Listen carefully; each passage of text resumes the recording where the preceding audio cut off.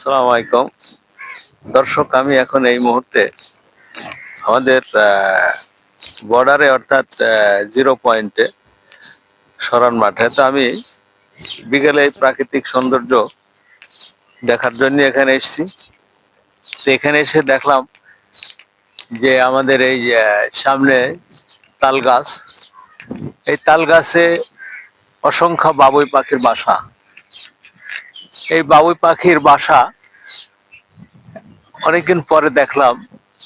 তো দেখেন, মানুষ যতই আধুনিক বিজ্ঞানের দিকে এগিয়ে যাক, কিন্তু আল্লাহ সুবহানাহু ওয়া তাআলা যে পাখির মাধ্যমেই এই বাবুই পাখির বাসা, এরা নিজের থেকে যে কিভাবে মানে কারিগরির মাধ্যমে যে তৈরি করছে, এটা একটা বিস্ময়কর একটা ব্যাপার।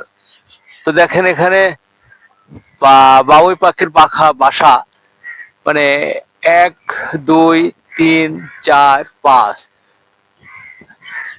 5 6 ধরনের বাবুই পাখির বাসা এখানে আছে।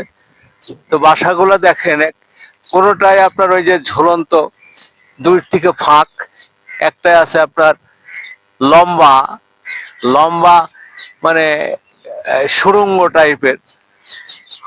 এগুলা ওই সুড়ঙ্গ টাইপের যেগুলো আছে ওগুলার ভিতরে বাচ্চারা থাকে। আর এই যে যেগুলো আপনার এই যে 2টা ফাঁক, দুদিকে মাঝখানে মনে হয় যেন একটা ই টাইপের আছে, সেটাই মনে হয় যেগুলা পুরুষ, সেগুলো এখানে থাকে। তো আল্লাহর এই অসংখ্য কুদরত, এই পাখিদের যে তৈরি করা ঘর তৈরি করার প্রক্রিয়া, এটা অত্যন্ত একটা আশ্চর্যের বিষয়।